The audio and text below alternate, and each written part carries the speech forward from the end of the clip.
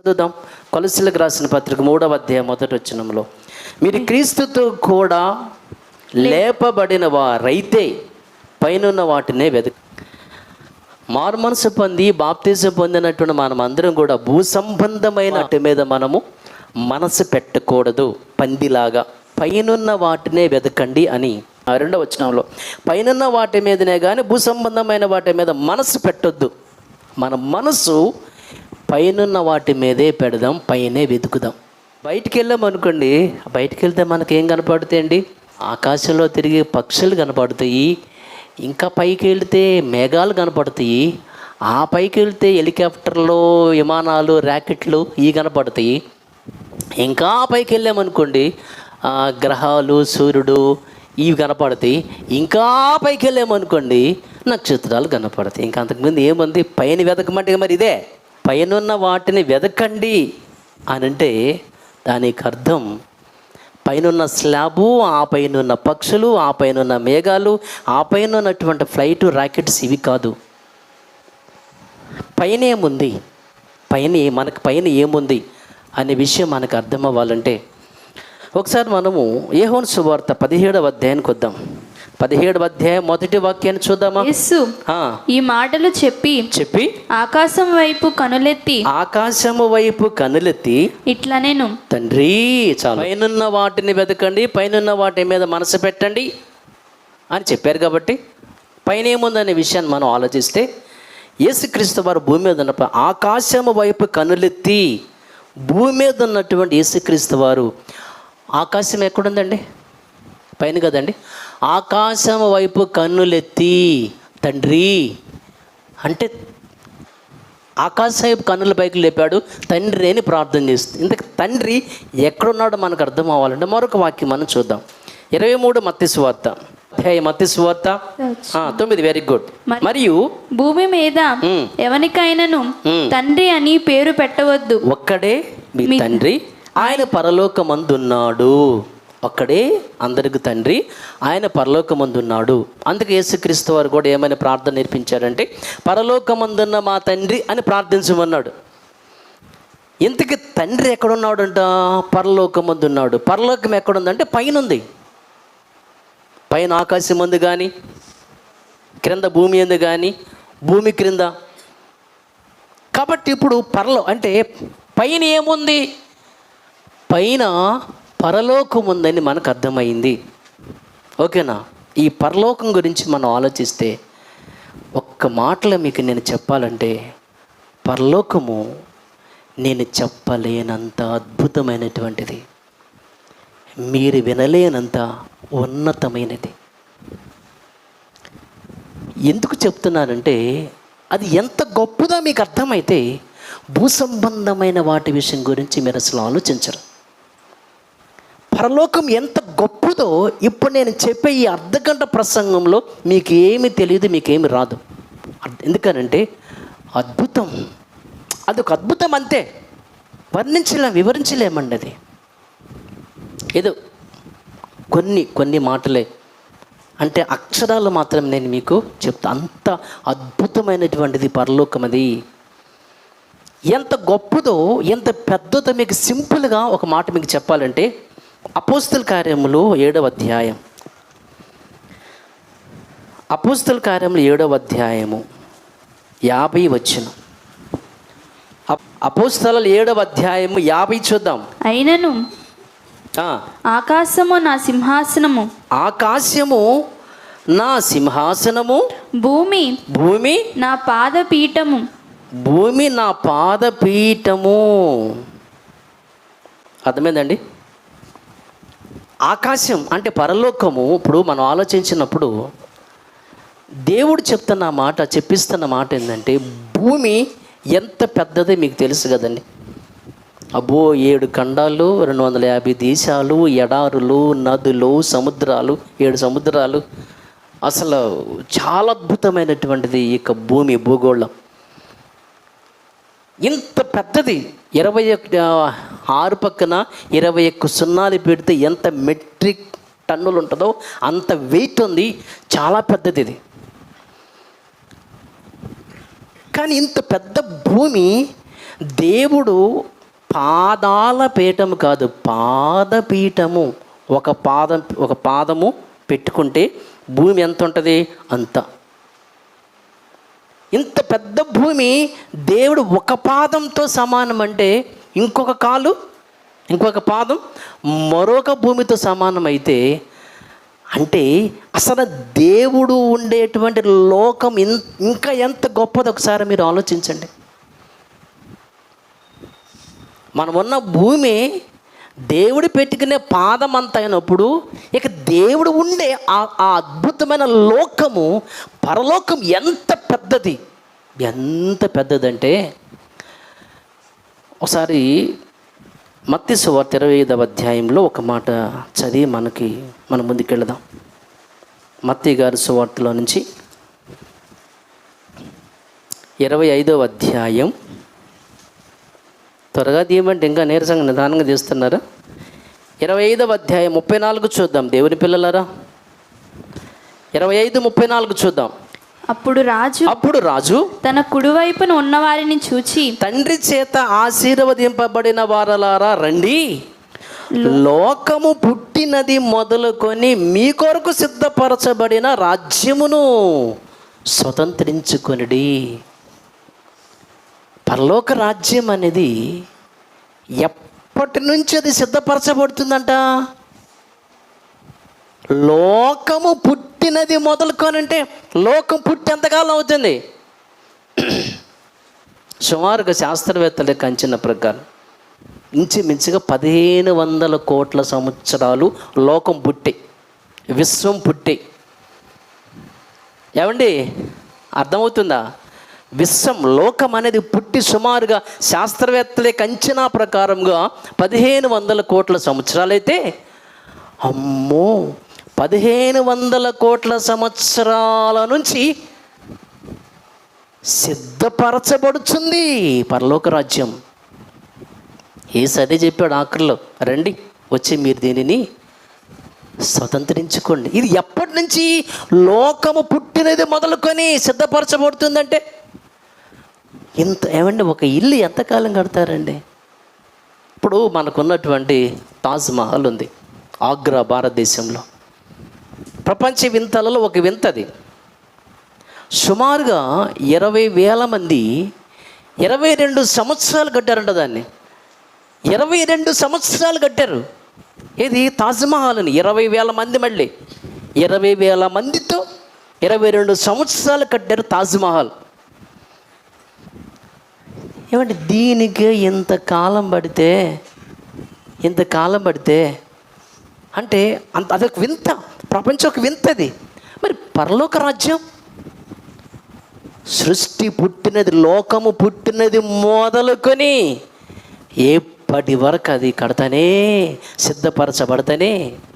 దీనికి లింక్గా యేసుక్రీస్తు కూడా ఏమన్నారంటే 14వ అధ్యాయం యోహాను సువార్తలో 4వ అధ్యాయం 2వ వాక్యాన్ని చూద్దాం. నా తండ్రి ఇంట అనేక నివాసములు కలవు, లేకపోతే మీదే చెప్పేవాడుగా, మీకు స్థలము సిద్ధపరచ వెళ్ళుచున్నాను. అంటే యేసుక్రీస్తు వారి కాలానికి కూడా ఇంకా అది సిద్ధపరచబడుతూనే ఉందా? నేను అందుకే వెళ్తున్నా, లోకము పుట్టినది మొదలుకొని ప్రారంభించబడింది పరలోక రాజ్యం. నేను కూడా వెళ్ళాలి సిద్ధపరచడానికి. మరి ఏమనుకో, అమ్మో పరలోకం ఇంత పెద్దదా అండి?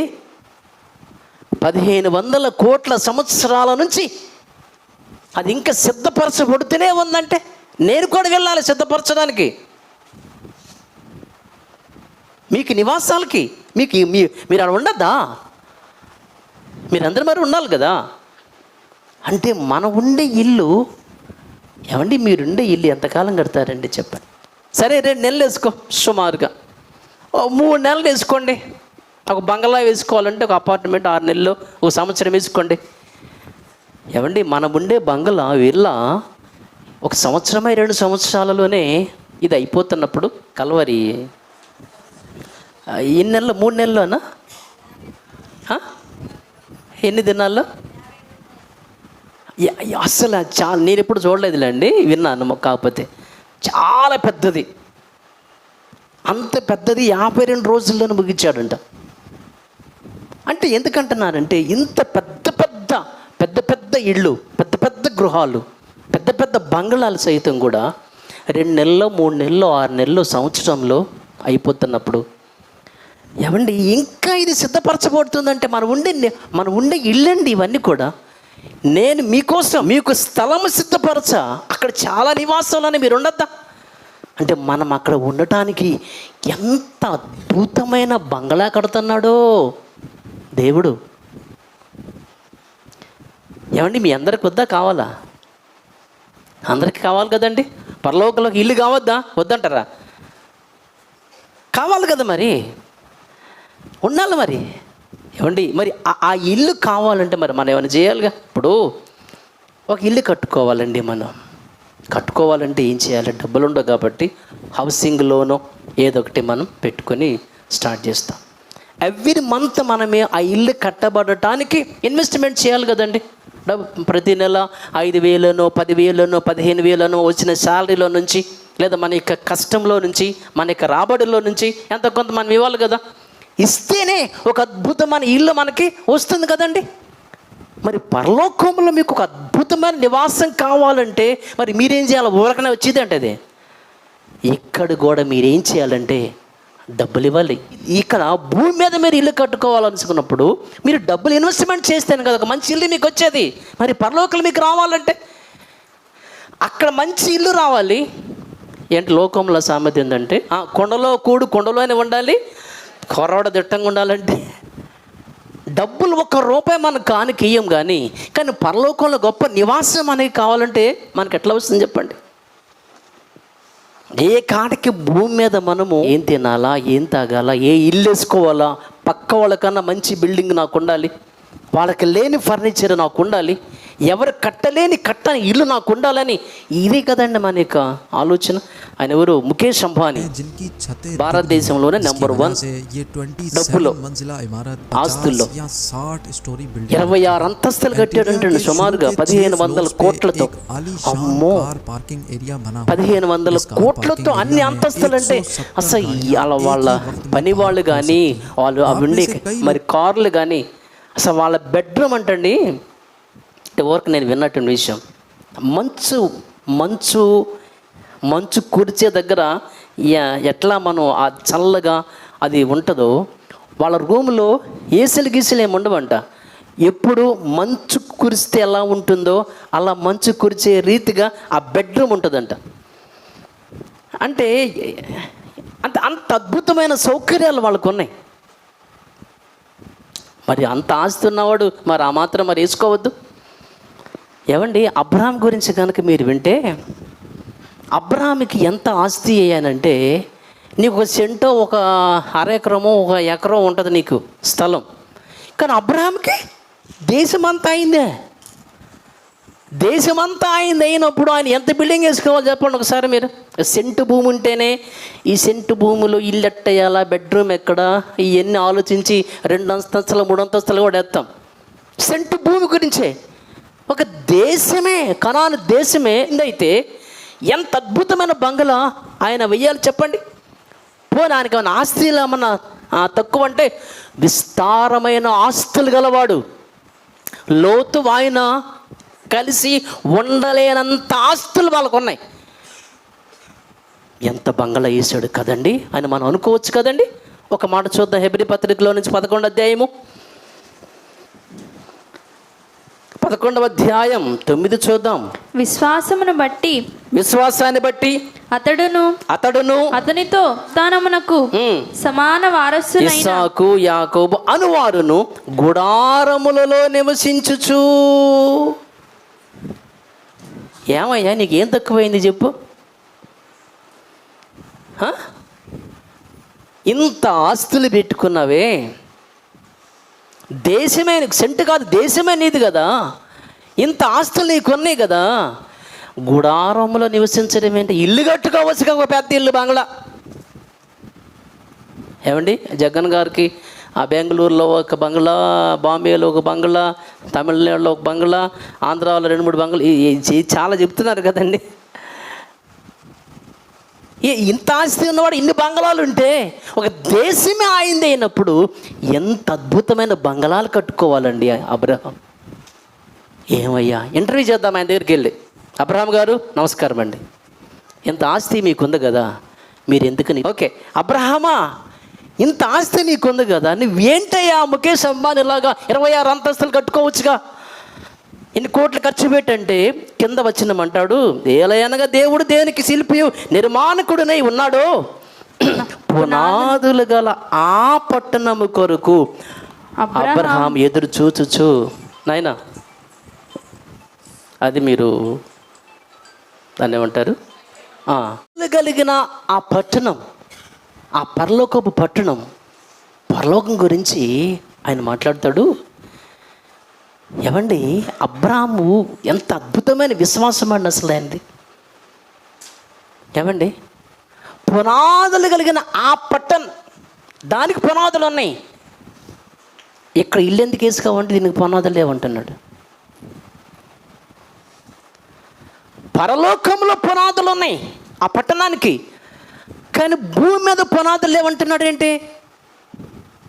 ఈ సంగతి ఎప్పుడు తెలిసిందంటే నీల్ ఆర్మ్స్ట్రాంగ్ అని ఒక ఆయన చంద్రమండలం మీదకి వెళ్ళి అక్కడి నుంచి ఫోటో తీశాడు. భూమి గుండ్రంగా ఉండి వేలాడుతుంది, కింద సపోర్ట్ ఏమీ లేదని. ఇప్పుడు తెలిసింది ప్రపంచానికి భూమికి పునాదులు లేవని.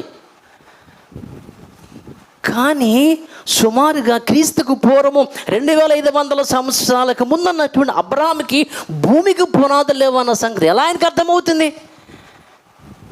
అబ్బాయి పునాదులు లేని ఇల్లు కూలిపోదా? భూమి మీద ఇల్లు కట్టుకున్నావు అనుకో ఏదో ఒక రోజు. ఇప్పుడు ఎక్కడది పేతురు 3వ అధ్యాయం తర్వాత మీరు చూడండి, పంచభూతములన్నీ లయమైపోతాయి, భూమియు దాని మీద ఉన్న కృత్యములన్నీ కూడా కాలిపోతాయి. విన్నాం కదండి, క్రీస్తుక రాకడో మొత్తం ధ్వంసం భూమితో సహా. కాబట్టి పునాదులు లేని ఈ భూమి ఏదో ఒక రోజున కూలిపోయిద్ది. ఆ పట్టణానికైతే పునాదులు లేవు. నీకు ఎవరు చెప్పారయ్యా? అబ్రహామా, నీకేమన్నా బైబిల్ తెలుసా నీకు? అట్లో అబ్రహాముకి బైబిల్ లేదుగా, బైబిల్ లేదు కదా వాళ్ళకి. ఎప్పుడో మోషే కాలంలో ధర్మశాస్త్రం వచ్చింది. అసలు ఆ యొక్క ధర్మశాస్త్రంలో కూడా పరలోకం ఇంత అద్భుతంగా ఉంటుంది, ఇంత వైభవంగా ఉంటుంది అన్న సంగతి వాళ్ళకి తెలీదు. అబ్రహాంకి అసలు బైబిలే లేదు. ఎంత విశ్వాసం అండి అబ్రహాంది. ఎవరు చెప్పారు అబ్రహాం నీకు ఈ విషయాలన్నీ? విశ్వాసంతో చూశాడండి అబ్రహాం.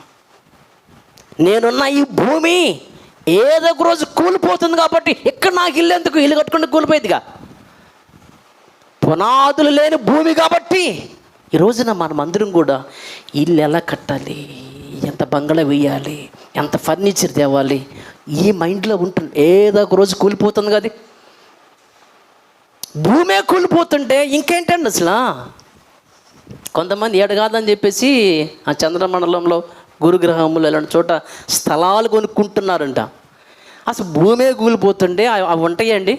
భూకేంద్ర సిద్ధాంతాన్ని ప్రతిపాదించినటువంటి అరిస్టాటిల్ లాంటి వాళ్ళు, అంటే ఈ విశ్వానికి భూమి కేంద్రం అయితే అసలు భూమే కూలిపోతుంటే ఇక సూర్యుడు ఉంటాడా, చంద్రుడు ఉంటాడా, నక్షత్రాలు ఉంటాయా? ఇవన్నీ భూమి కోసమే నిర్మించబడితే భూమే కూలిపోతానిక ఇవన్నీ ఎందుకుంటాయి? నీ పిచ్చి కాకపోతే. ఆయన మనిషి ఎక్కడ జీవించలేడు, మనుషులకు నివాసయోగ్యమైన భూగోళం అని ఉంటుంది యోబు గ్రంథంలో. ఇక్కడే మనిషి బ్రతుకుతాడు, ఇక్కడ స్థలాలు కొనుక్కోవాలంతే తప్ప ఇక్కడ వాడు కొనుక్కుంటే కుదరదు, బ్రతకలేవు.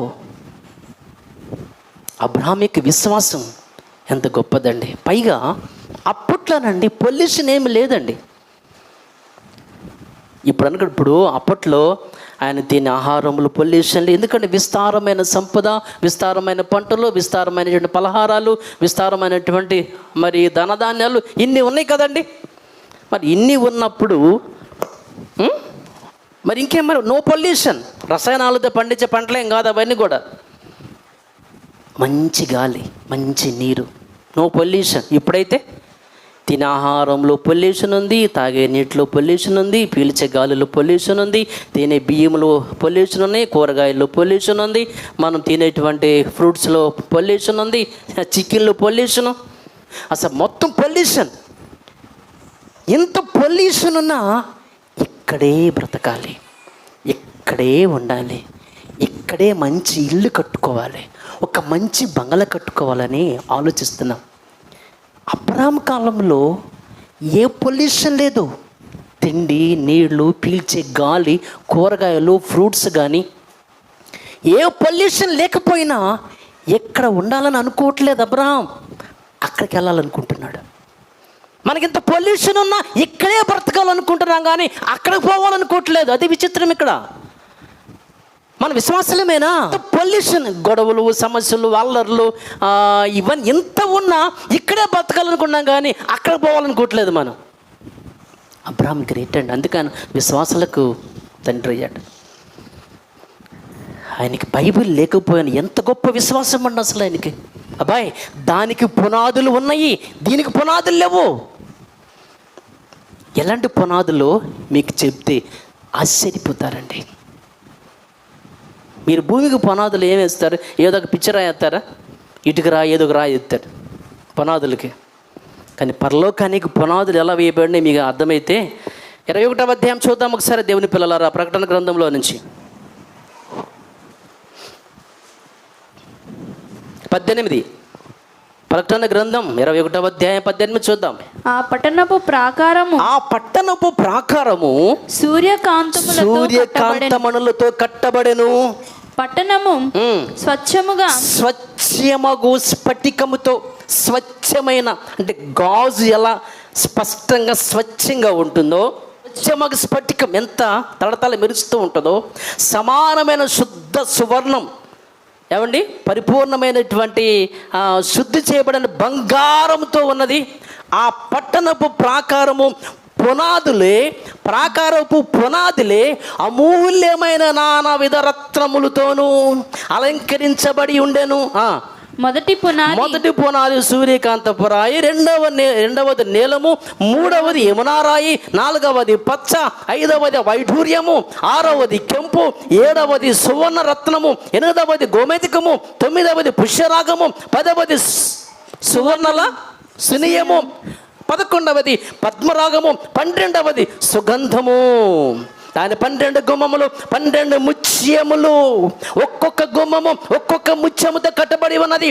పట్టణపు రాజవీధి శుద్ధ సువర్ణమయమై స్వచ్ఛమైన స్ఫటికమును పోలి ఉన్నది. అబ్బా, నిజంగా అండి. నేను మీకు అదే చెప్పే ప్రారంభంలో. ఏమనంటే పరలోకాన్ని గురించి వివరించే ఓపిక, శక్తి, వయసు, అనుభవం నాకు లేదండి. అద్భుతం, ఎంత వర్ణించిన ఏమండి. రత్నాలతో పునాదులు వేయటం ఏంటండి?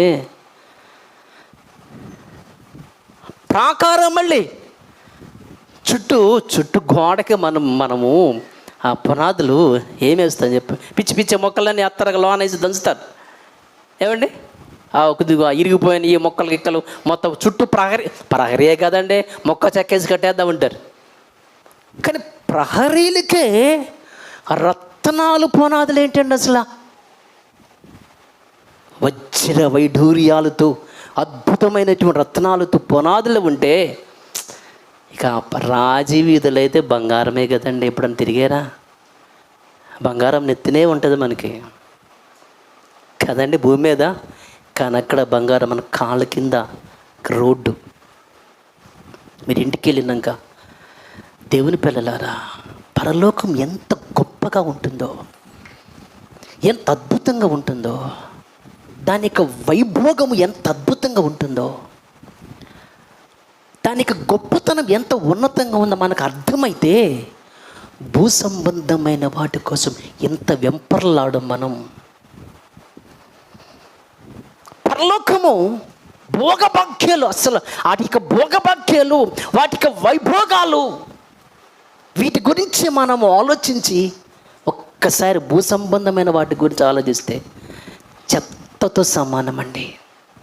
ఎలాంటి నివాసం అండి మనకి. దాని పునాదులు అబ్రహాం అది పునాదులు గల పట్టణమయ్యా, మామూలు పునాదులు కాదవి, వజ్రాలతో రత్నాలతో. ఎంత అద్భుతమైనటువంటి భాగ్యం అండి అసలు అది. ఏమండి, పరలోకం గురించి మీరు తర్వాత ధ్యానం చేసుకోండి. నేను త్వరగా దీన్ని కన్క్లూషన్ తీసుకెళ్తాను, టైం లేదు కాబట్టి. అంత అద్భుతమైనటువంటి పరలోకంలో మనల్ని కన్న తండ్రి ఉంటాడు. ఏమండి, కోట్ల మంది అమ్మ గర్భంలోనికి వస్తే మనల్ని ప్రేమించి మనకే అవకాశం ఇచ్చి 9 నెలల్లో కడుపులో ఒక ఆకారం ఇచ్చి జన్మనిచ్చి బ్రతుకు తెరువునిచ్చి ఇంత చేసి మన పుట్టక ముందే విశ్వాన్ని క్రియేట్ చేసి ఇన్ని సంవత్సరాలు అంత కన్న తండ్రిని చూసే అవకాశం మీకు లేదా? ఆలోచనలు. ఇప్పుడు ప్రతి మనిషికి వాళ్ళ నాన్న తెలుసు. పుట్టగానే వాళ్ళమ్మ చెప్తుంది. నాన్న లేకపోతే, నాన్నను చూడకపోతే, నాన్న నిన్ను కనేసి వెళ్ళిపోయాడురా, ఓహో మా నాన్న ఎక్కడుంటాడు, ఏ ఊర్లో ఉంటాడు, ఎలా ఉంటాడు, నాకులాగానే ఉంటాడా, ఆయన కళ్ళు నా కళ్ళు ఒకటైనా, చూద్దామని ఆరాటం ప్రతి కొడుక్కి ఉంటుంది కదండి. చూడని తండ్రిని చూడాలని. మన తండ్రి మన కన్న తండ్రి 22వ అధ్యాయం 4వ వచనంలో, అక్కడే 22వ అధ్యాయం 4వ వచనంలో, ఆయన దాసులు ఆయనను సేవించుచు ఆయన ముఖ దర్శనము చేయుచుందురు. భూమి మీద ఉన్నప్పుడు వీలు పడదు కదండి. యేసుక్రీస్తు వారు ఏం చెప్పారు? మీరు ఏ కాలమందైనను నా తండ్రిని చూడలేరు, చూస్తే పోతారని చెప్పేసి ఎక్కడ మోషేతో మనం ఉంటాం కదండి. చూస్తే పోతారంతే, ఏ నరుడు బ్రతకడు చూసి. కానీ పరలోకి వెళ్ళిన తర్వాత అబ్బా మన తండ్రి, మన కన్న తండ్రి, ఎవరికి చూడాలని లేదండి ఆ తండ్రిని. అద్భుతమైన లోకంలో అద్భుతమైన తండ్రిని ఆయన కుడి ప్రక్కన మన కొరకు ప్రాణం పెట్టిన మన రక్షకుడు గొర్రెపిల్ల యేసుక్రీస్తు వారిని చూడాలని లేదా అండి? ఎంతమందికి ఉండదు చెప్పండి. అపరాధముల చేత పాపముల చేత చచ్చిపోతే ఆయన ఈ లోకానికి వచ్చి నా కొరకు ప్రాణం పెట్టి నన్ను రక్షించటానికి, నన్ను పరలోకానికి తీసుకొని పోవటానికి, తను 33.5 సంవత్సరాలు ఏ తప్పు చేయకూడదు, నిర్దోషమైన గొర్రెపిల్లగా ఉండాలంటే ఏ తప్పు తను చేయకూడదు.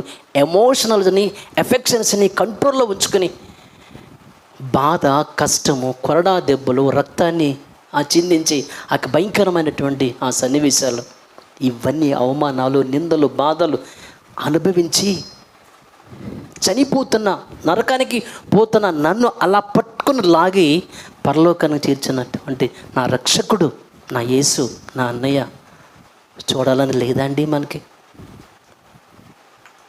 ఎప్పుడు చూచేదనో నేరుగా రూపం, ఆశతో ప్రాణం వేచియుండే. ఎప్పుడు చూస్తానో ఆయన్ని, ఆయన రూపాన్ని. ఆయన అందరికన్నా 45 కీర్తనలు మనం చూసాం. నరులలో నీవు అతి సుందరుడవు. అంత అందమైన, అంత ఉన్నతమైనటువంటి ఆ తండ్రిని ఎంత గొప్ప భాగ్యం అండి అసలు మనకి. చాలామంది సినిమా యాక్టర్ని చూడాలని, పవన్ కళ్యాణ్ వస్తే తినాలి, ఓ జనాలు ఎగబడి, చిరంజీవి వస్తే, మహేష్ బాబు వస్తే, ఎన్టీఆర్ వస్తే, రామ్ చరణ్ వస్తే, ఇలాంటి వాళ్ళు వస్తే, ప్రభాస్ వస్తే జనాలు చూడాలి. సెల్ఫీ ఫోటో, ఒక్క ఫోటో తీస్తే చాలు కదండి. హాస్పిటల్ మళ్ళాంటి మనుషులు వాళ్ళు ఏం బాగుంటారు, వాళ్ళు మేకప్తో దేవుడు బాగాడు, ఈగిలు పెట్టి మేకప్ వేసి వస్తున్నారు వాళ్ళు. అవన్నీ తీసేయమని చెప్పండి. ఏమండి, దరిద్రంగా ఉంటారు. హీరోయిన్స్ కూడా దరిద్రమే. కానీ వెంపర్లాడుతున్నాం మనం వాళ్ళని చూడాలని, ఎప్పటికైనా చూడాలనేటువంటి ఆశ. దేవుని పిల్లలారా, కన్న తండ్రిని చూడాలని మనకి రక్షక. అక్కడ పైన ఏముందండి? పరలోకం ఉంది. ఆ పరలోకములు కన్న తండ్రి ఉన్నాడు. ఆ పరలోకములు మనకి రక్షకుడు ఉన్నాడు. వారితో పాటు మనం సంరక్షించే దూతలు ఉన్నారు. మరి వెళ్ళొద్దా? వెళ్ళాలని మనకు లేదా? అక్కడికి వెళ్ళిన తర్వాత మనదేంటి, మన పరిస్థితి ఏంటి అని కనుక ఒకసారి మీరు ఆలోచిస్తే దేవుని పిల్లలారా, విందాం. ఇక్కడే ఉంటుంది కదా 26వ వచనంలో 21, 26 కనుక మీరు ఆలోచన చేస్తే పరలోకి వెళ్ళిన తర్వాత మన పరిస్థితి గురించి 26వ వచనంలో జనములు తన మహిమను ఘనతను దానిలోనికి తీసుకొని వచ్చి ఏమండి నేను మీకు ఆ లోకం ఎంత గొప్పకుంటుందో మీకు అర్థమైతే భూ సంబంధమైన వాటి విషయంలో మీరు అసలు మనసే పెట్టరు. అంత అద్భుతమైన లోకం దానికి వైభోగం మనకు అర్థమైతే ఏమండి జనములు వారి ఘనతను తెచ్చుకుంటారు, వారికి మహిమ. ఏమండి యేసుక్రీస్తు వారి గురించి నేను మీకు గత పాఠాలలో క్రీస్తు దేవునితో సమానుడు అనే పాఠంలో మీరు వినండి, మీకు అర్థమైపోతుంది. ఆయన యేసుక్రీస్తు వారు చనిపోయారు, పరలోకి వెళ్ళారు. ఎక్కడున్నారు ఆయన? తండ్రి కుడి పార్శ్వమున ఉన్నారు. Very good. సింహాసనం ముందు యేసుక్రీస్తు వారు తండ్రి కుడి పార్శ్వమున కూర్చున్నారు.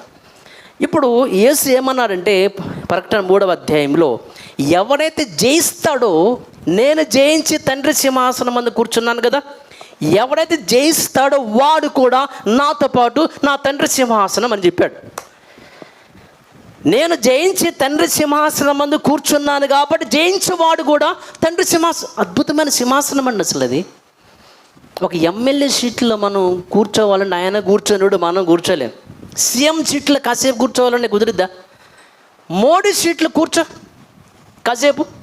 ఇప్పుడు యేసుక్రీస్తు వారు తండ్రి సింహాసనం ముందు కూర్చున్నాడు కాబట్టి ఇప్పుడు మనకి అదే సింహాసనం.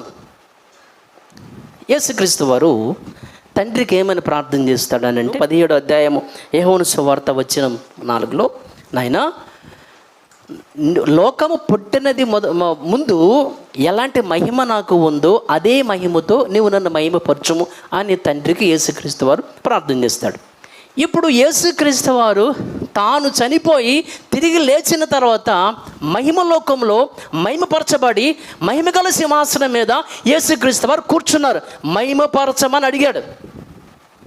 ఇప్పుడు యేసుక్రీస్తు వారికి ఉన్న ఆ మహిమనే యేసుక్రీస్తు వారికి రెండవ రాకడలో మనకి కూడా దక్కుతుంది. ఒకసారి పేతురు పత్రిక చూద్దాం. ఫస్ట్ పీటర్ 1వ అధ్యాయము వచనం 7 చూద్దాం. నశించిపోవు సువర్ణము అగ్ని పరీక్ష వలన శుద్ధపరచబడుచున్నది కదా, దానికంటే అమూల్యమైన మీ విశ్వాసము ఈ శోధనల చేత పరీక్షకు నిలిచినదై యేసుక్రీస్తు వారు ప్రత్యక్షమైనప్పుడు మీకు మెప్పును మహిమయు ఘనతయు కలుగుటకు. అంటే యేసుక్రీస్తు వారు వచ్చినప్పుడు మీకు కూడా మహిమ ఘనత ఉంటుంది. విశ్వాసులారా, అమ్మా పైనున్న వాటిని ఎందుకు వెతకాలి అని అంటే, మనము యేసుక్రీస్తు వారి యొక్క రాకడలో పరలోకం వెళ్ళిన తర్వాత మహిమ ఘనత మనకి ఉంటుందంట. ఎలాంటి మహిమ? ఎవరితో సమానమైన మహిమ అనుకున్నారు? యేసుక్రీస్తు వారితో సమానమైన మహిమ మీకు తెలుసా? రోమ 8వ అధ్యాయం 17 చూద్దాం. మనము పిల్లలమైతే వారసులము అనగా దేవుని వారసులము, క్రీస్తుతో కూడా మహిమ పొందుటకు ఆయన శ్రమపడిన ఎడల క్రీస్తు తోటి వారసులము. క్రీస్తుతో కోట మహిమ, క్రీస్తుతో కోడ మహిమగా మనకు వస్తుందంటండి. ఏమండి క్రీస్తుకున్న మహిమే. 2వ తెస్సలోనికీ పత్రిక 2వ అధ్యాయము 14 చూద్దాం. మీరు ఈలాగున రక్షింపబడి మన ప్రభు అయిన యేసుక్రీస్తు యొక్క మహిమను, ఇది మీరు అండర్లైన్ చేసుకోవాలి. 14 మీరు ఈలాగున రక్షింపబడి మన ప్రభు అయిన యేసుక్రీస్తు యొక్క మహిమను పొందవలెనని. ఎలాంటి మహిమ అనుకున్నారు? క్రీస్తు తోటి, క్రీస్తు లాంటి మహిమ. ఏందనుకున్నారండి? పరలోకంలో క్రీస్తు ఎక్కడ కూర్చున్నాడో అక్కడ కూర్చుని పెడతాడు. క్రీస్తుకున్న మహిమ మనకి ఉంటుందంట. క్రీస్తుకి ఎలాంటి మహిమ ఉంటుంది మీకు చెప్పనా? ఏమా, క్రీస్తు పరలోకం వెళ్ళి మహిమపరచబడ్డాడు కదా, ఎలాంటి మహిమ అది? ప్రకటన గ్రంథం 5వ అధ్యాయం 11 చూద్దాం. మరియు ప్రకటన 5:11 మరియు నేను చూడగా సింహాసనమును జీవులను పెద్దలను ఆవరించి ఉన్న అనేక దూతల స్వరము వినబడెను. వారి లెక్క కోట్ల కొలదిగా ఉండెను. వారు వధింపబడిన గొర్రెపిల్ల శక్తియు ఐశ్వర్యమును జ్ఞానమును బలమును ఘనతయు మహిమయు స్తోత్రమును పొందనర్హుడని గొప్ప స్వరంతో చెప్పుచుండిరి. ఎలాంటి మహిమ అండి ఆయనకి!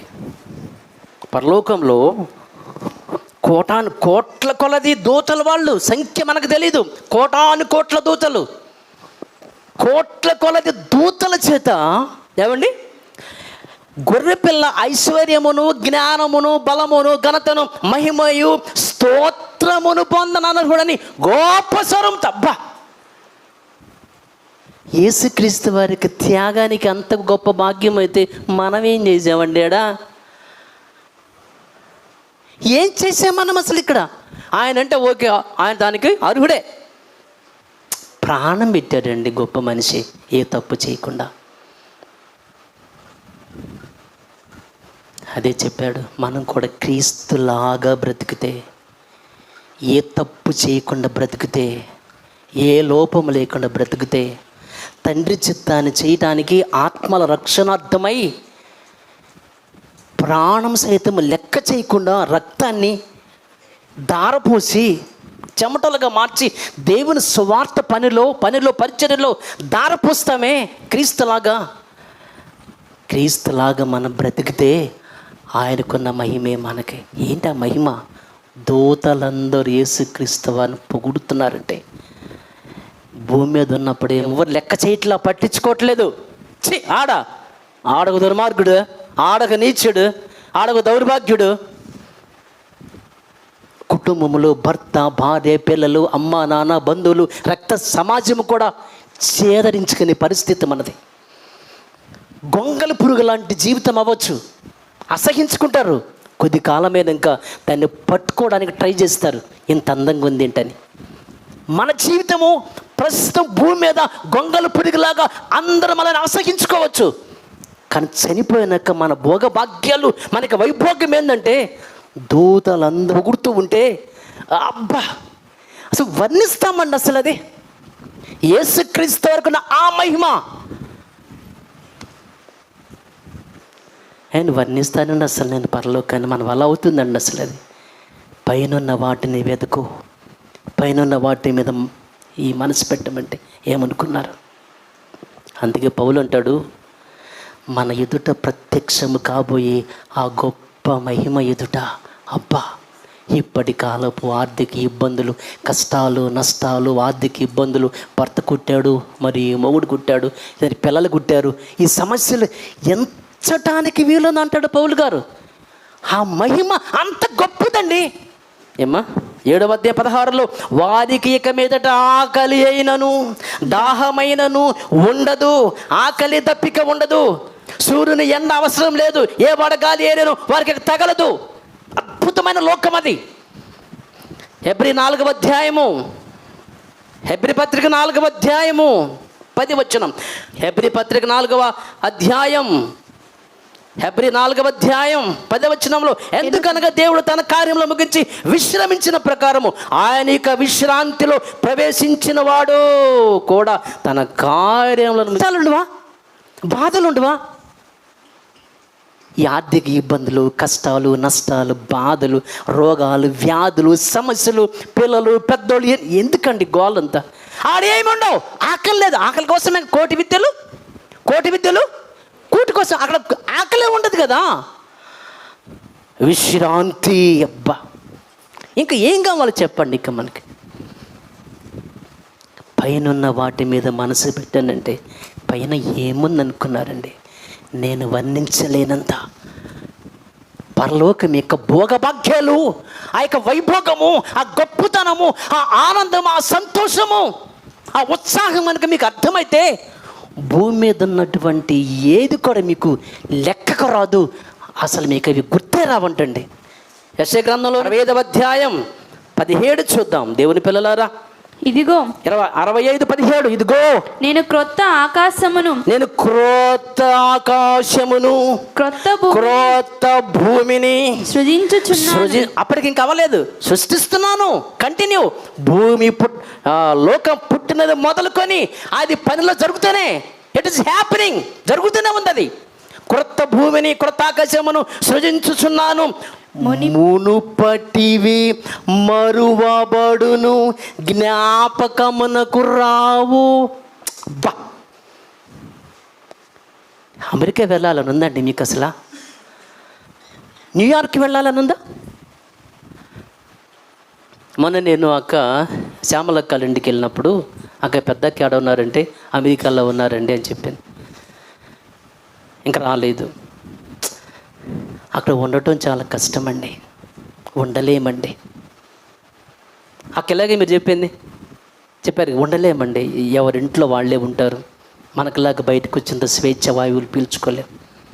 నేను మొన్న మా తమ్ముడు వాళ్ళ కొడుకుది బర్త్డేకి వెళ్తే వాడు దుబాయ్లో ఉంటాడు.